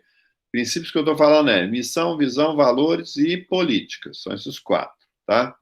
Desses 4, vai sair o quê para o próximo bloco aqui? É onde eu vou fazer as coisas acontecer, né? Eu vou sacar dali as estratégias, os objetivos, indicadores e metas e os projetos, ó. Os projetos é a minha materialização da estratégia, tá certo? É a materialização da estratégia. É o que eu vou fazer para viabilizar a estratégia. Tipo, olha, o meu objetivo é sair daqui de Niterói e ir para o Rio. Meu objetivo é chegar no Rio hoje, tá? Esse é o meu objetivo. Como é que eu vou? O como eu vou é a estratégia. Bom, aí, eu vou pensar aqui, eu vou de carro, eu vou de ônibus, eu vou de barcas. Como é que eu vou para lá? Né? Não, eu vou por via terrestre e vou utilizando, se possível, aquele transporte da Baía da Guanabara ali, as barcas. Né? Eu vou por ali. Acho que por ali é melhor. Ok. Bom, quais as ações que eu tenho que fazer para ir por ali? Bom, eu tenho que sair de casa, pegar um ônibus. Do ônibus eu vou pegar as barcas e das barcas eu vou pegar um outro ônibus lá. Ok. Então, eu tive 3 ações, né, dentro dessa estratégia de sair daqui para ir para lá. Eu tive que botar 3 ações aqui para serem executadas, né? Que é a materialização da minha estratégia, que tem como um objetivo principal chegar no Rio de Janeiro, né? Então, o alvo é chegar no Rio. Como é que eu vou chegar? Eu vou chegar via terrestre e marítima, sei lá. Essa é a minha chegada. Ou eu posso, minha estratégia é chegar lá no menor tempo possível. Aí eu vou fazer minhas contas aqui, o menor tempo possível é indo pela ponte de carro. Pronto, ok. Então, eu montei uma estratégia de chegar no menor tempo possível e materializei isso a partir dos projetos, tá certo? Aí viram a carteira de projetos. Essa carteira de projetos na empresa é como se fosse o motorzinho que eu estou colocando ali, né, para acelerar os meus processos, a melhorar os meus processos, para sair daquele patamar, desse patamar aqui, para ir para esse patamar aqui. Então, esse gap aqui, tá tudo muito mal escrito, né? Um lápis aqui, gente. Escreve mal. Com esse gap aqui que eu tenho que suprir. Então, eu tenho que sair daqui e vir para lá. Né? Esse gap, como é que eu resolvo? Com os projetos. Se eu não fizer projeto nenhum, não vou fazer projeto nenhum de melhoria, nada, zero. O que vai acontecer? Eu vou continuar aqui, rodando aqui. Professor? Não, fala. Então, assim, geralmente você vai ter sempre ali uma missão, né? E a visão ela pode ir mudando de acordo com o tempo. Pode. A empresa vai traçar uma visão em determinado momento, conseguiu atingir essa visão, partir para um outro planejamento e ter uma outra visão no futuro. A missão, todo ano, eu posso até rearrumar a missão, eu vou redesenhando a missão em função da minha visão. Então, por exemplo, num primeiro ano, eu tenho a missão aqui de transporte urbano. No segundo ano, para atingir essa visão de futuro, eu já posso ir mudando a minha visão. Aqui eu vou produzir combustível fóssil para o Brasil inteiro. Não, aqui agora eu vou produzir energia renovável. Aqui eu vou produzir energia, sei lá o quê, né? Diferença, algum outro tipo de... Até chegar na visão que eu quero, né? Agora, a visão também pode mudar. Né? Os dois podem mudar, então. Os dois podem mudar, né? Evita-se de mudar a visão. assim, todo ano, tá? Porque senão você daqui a pouco você não sabe mais para onde vai. Você perde o rumo, tá certo? Então, evita-se de mudar todo ano a visão de futuro, evita-se, porque senão você perde o rumo, tá? Existe o seguinte, algumas escolas de planejamento estratégico. Uma das escolas é essa, a gente chama de ambiental, né? A escola ambiental, ela muda a empresa muito rápido em função do meio ambiente. Então, o ambiente agora é tudo online, tudo online. Daqui a pouco tudo muda, daqui a pouco é renovável, daqui a pouco não é renovável. Ela muda muito rápido com o ambiente. O Anzoff, né? Ele que escreveu o livro lá da Safari da Estratégia, e ele dedicou cada capítulo a uma escola, né? Nessa ambiental, ele critica, né, que é uma escola em que tem um lado bom, que ela é muito rápida na mudança, né, em função do meio ambiente, mas o lado ruim é esse, o pessoal lá de dentro da empresa fica perdido. Daqui a pouco é uma coisa, daqui a pouco é outra, né? Aí você não consolida as coisas, né? Então, esse é um problema, né? De você não consolidar. Por isso é o seguinte, que as empresas no Brasil, de cada 10 empresas que nascem, só 2 sobrevivem num período aí de 2 anos, né? Porque não tem muito planejamento. Então, as empresas são feitas muitas vezes, principalmente as pequenas empresas, né, familiares, muito assim vamos fazer, né? Estou com dinheiro aqui, vamos tocar a empresa, ou estou precisando, vamos tocar a empresa. Bom, não tem um planejamento muito forte, né? E também, não tendo planejamento, você espera, né, ter um retorno também muito rápido, né? E acaba que quebra. Logo no início, a maioria quebra. As empresas que nascem de forma incubada, são as incubadoras, essas já têm uma sobrevida maior, né? De cada 10, em torno de 6, às vezes 8 sobrevivem, né? Mas por quê? Porque é obrigada a fazer um planejamento, depois que está incubada, ela tem uma série de isenções fiscais, né? E aí consegue realmente viabilizar a empresa, né? Agora, as empresas que nascem, vamos dizer assim afoitamente, né? São difíceis de funcionar, porque você tem que gastar muito tempo planejando, né? Tá certo? Vou voltar aqui um pouquinho. Sim, aqui é os pontos que eu queria falar, né? Já falei. É o negócio abrangente restrito, né? O cliente, missão cliente, produto, serviço e a parte geográfica. A visão tem que ser positiva, inspiradora, detalhada e abrangente. E os valores, a atitude frente aos stakeholders. Você lista os stakeholders e vê quais são. E depois as políticas, né? São os limites. Eu considero aí como se fossem as melhores práticas, né? E combinado com algumas políticas mesmo de gestão. Olha, vamos terceirizar toda a linha de frente da empresa. É uma política, né? Que você define e, a partir dali, você executa, né? A política de contratação. Normalmente as empresas têm uma política de contratação. O que você vai contratar, né? Qual o perfil que você vai contratar? Que política é essa? Então, por exemplo, numa época, eu me lembro que a gente ficou muito tempo sem contratar ninguém. Foi em 2000. 2000 nós já tínhamos uns 10 anos quase sem contratar o governo do Fernando Henrique, que deixou sem contratar, a Petrobras, no caso, né? Ficou muito tempo sem contratar. Aí, 2001, aí veio outro governo, né? E aí abriu as contratações. Puxa, aí foi uma correria para contratação, e a contratação, a gente montou uma política para contratar o cara experiente de mercado.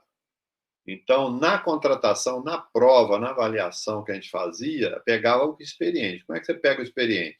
Você pega com questões que demandem que o cara já tenha tido experiências anteriores. Então, ele não vai fazer uma pergunta teórica.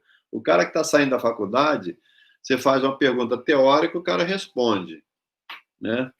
Agora, se fizer uma pergunta com um pouco mais, que dependa um pouco mais de uma experiência de vida, né, de prática, né, aí ele vai ter mais dificuldade de responder. Então, foi feita toda a prova com base em questões mais práticas, que dependiam muito mais da experiência da pessoa, né? Com isso, se pegou maioria das pessoas com pessoal já rodado na empresa, no mercado. Pessoas que tinham mais de 10 anos de empresa, né, 15 anos de empresa.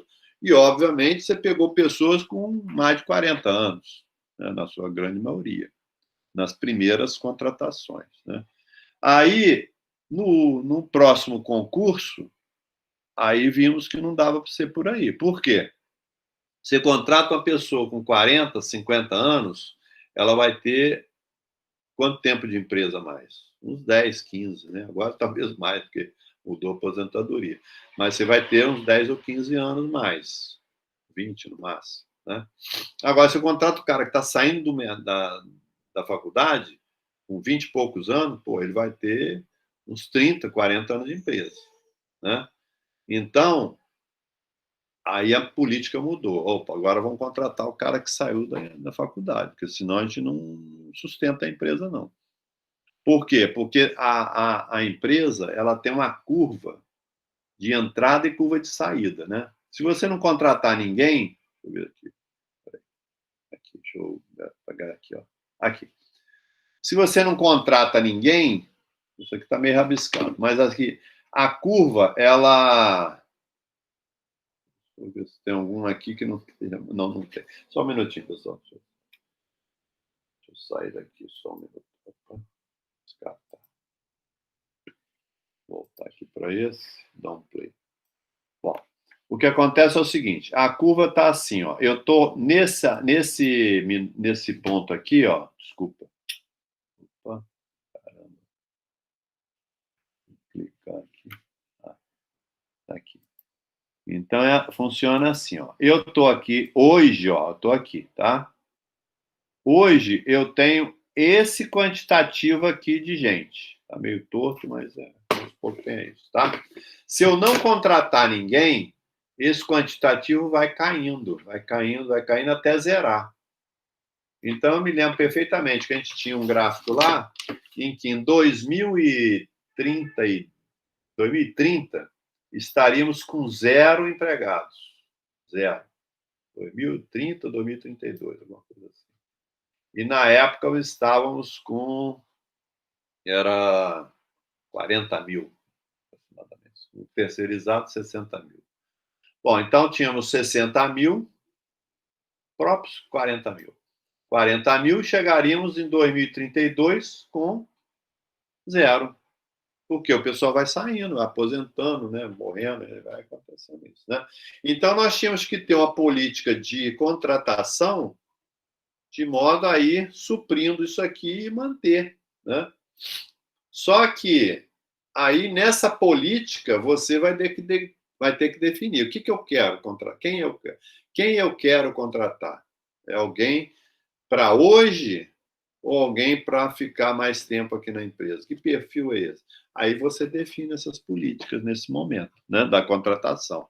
Você pode definir políticas tipo, eu quero o cara novo, porque o cara saiu da empresa e saiu da faculdade, eu quero esse cara, né? Antigamente, pô, tem tempo, em 78, 70, putz, passou tempo a boa. Quando eu saí da faculdade, as empresas iam na faculdade contratar a gente. Não é a gente que ia na empresa, não. É o pessoal que ia lá disputar os melhores alunos. Aí tinha as empresas que vinham na faculdade, faziam uma palestra e orientavam o pessoal para ser contratado ali. Isso foi em 77. Aí depois, 78, 80, aí o negócio começou a complicar, né? Aí começou a amargar um pouco o mercado, né? Mas antes eram as empresas que iam na faculdade. E aí o último ano, inclusive, tinha anos que na UFRJ teve uma turma assim, que o último ano já era o ano em que a pessoa já estava contratada para aquela empresa, o passe dela já estava comprado para aquela empresa. Então, ele estava fazendo o último ano da faculdade e já era contratado da empresa X, entendeu? Era nesse nível. Depois o mercado foi piorando, etc. E tal. Bom, então, são os itens que a gente queria falar. Mais alguma questão, pessoal? Dúvidas, perguntas? O que nós vamos fazer? Bom, nós vamos fazer o seguinte. São meio-dia, já está quase na hora do almoço, já está na hora do almoço. O que eu preciso que vocês façam? Missão, visão, vocês já me entregaram, eu passei a limpo aqui, vou salvar o arquivo. E aí, a visão está lá em cima, né, que eu já passei. Os valores vocês vão fazer em cima dos stakeholders, como eu falei, depois vocês podem postar aí no chat, aí eu vou só copiando aqui para dentro e vou comentando, e esse arquivo vai ficar para vocês prepararem o trabalho final. Aí os valores são dos stakeholders, então eu vou definir cliente, fornecedor, colaborador, a sociedade como um todo, a comunidade, né? A comunidade é o que está mais próximo à empresa, né? Os acionistas, os investidores, né? Acionistas, né? Quem mais? Está faltando quem mais aí, pessoal? É o governo, né? Governo. Então, esses são... Agências reguladoras, nesse caso, é importante também, né, professor? E agências reguladoras. Então, o que acontece? São os principais interessados. Para cada interessado, você vai definir uma palavrinha, né, que vai definir a forma como você vai agir. Então, por exemplo, aqui, cliente, qualidade do serviço. Que são duas palavras, né? Colaborador. Pode ser o quê?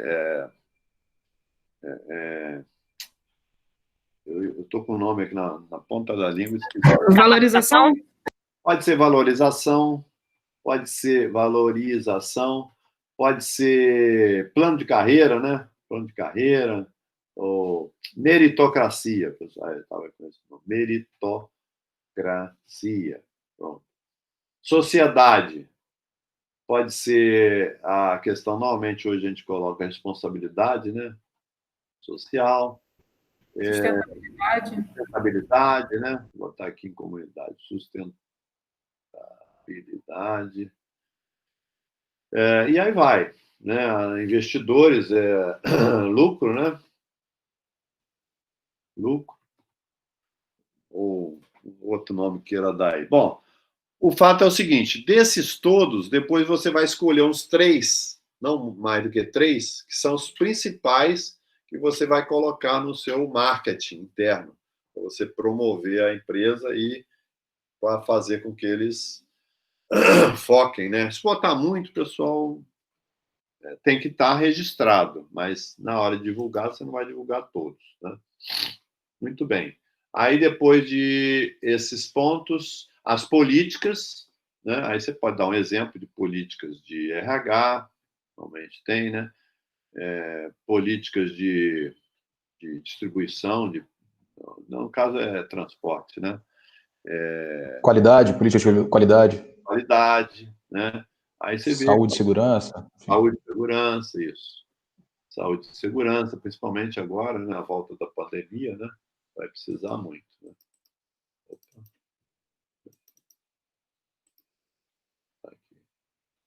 Muito bem. Isso feito, aí nós vamos trabalhar depois do almoço na parte de cenarização, tá? Então, depois do almoço, vamos dar 2 horas de almoço, o pessoal conseguir almoçar com calma, meio-dia e 12, 2h10. 2h10 a gente volta. 2h15, pronto. 2h15 a gente volta. Aí vamos trabalhar cenário e depois vamos trabalhar o SWOT, né? Sempre essas informações anteriores que eu pedi, depois do almoço vocês vão pensando aí a gente completa ali no chat e eu vou jogando para dentro do arquivo, comentando, salvo o arquivo, depois deixo para vocês, tá bom? Para vocês fazerem o trabalho completo aí. Beleza, pessoal? Alguma questão mais? Dúvida? A aula vai até 5h30, então mesmo, professor? Vai enquanto a gente aguentar, né? Enquanto não cair nenhum duro aí, se cair alguém duro aí do outro lado, aí você me avisa. Mas, como a gente está meio assim, num processo de construção de uma solução, né? A gente tem ido sem nenhum... Porque os intervalos também são mais amplos, né? E acaba a turma conseguindo aguentar bem, né? Então, a intenção é essa, tá? Entendi. Tá bom. Professor, então, as nossas aulas, elas estavam sendo na parte da manhã, e aí eu não sabia que a gente teria esse compromisso pela parte da tarde. Eu tenho um compromisso que eu não tenho como adiar. Tá. Mas é de 2 às 3 só. É uma outra aula que eu tenho. 2 às 3 você volta e continua. E outra coisa, essas aulas estão gravadas também. Você vai poder ter acesso lá. Não, tá certo. É só porque eu não sei como que vai ser a avaliação de presença, essas coisas. E aí, na parte da tarde, eu não vou conseguir participar. Tá, eu estou fazendo o seguinte. Eu estou anotando aqui, ó, numa folha de presença, quem esteve presente de manhã está aqui anotado. De tarde eu vou fazer a mesma coisa. Eu vejo quem está aqui, vou marcando e tal, né? E conta lá aqueles 10%, aproximado, né? Ninguém vai ficar aqui, sabe, marcando vírgula, né? Então, se você participou de manhã, vai participar de tarde, vai ter lá os 10%. Agora, o trabalho é aquele 60%, só aí já tem os 70%, né? E os 30% é aquela diferenciaçãozinha aí dos KISS, né? Que você vai ter lá no site, né? E vai estar tudo gravado, a hora que quiser aprofundar ou ver mais alguma coisa, vai estar lá. Eu não vou estar explicando slide por slide, está tudo explicado já, não vou ficar aqui fazendo, né? Eu já estou aqui focando no exercício mesmo, tá bom? Beleza, pessoal? Ó, 12h15, 2h15, tá bom? Combinado? Beleza. Maravilha, bom almoço aí, galera. Bom almoço. Mais aí pra vocês. Tchau, tchau. Até mais. Até mais. Tchau, até mais, pessoal.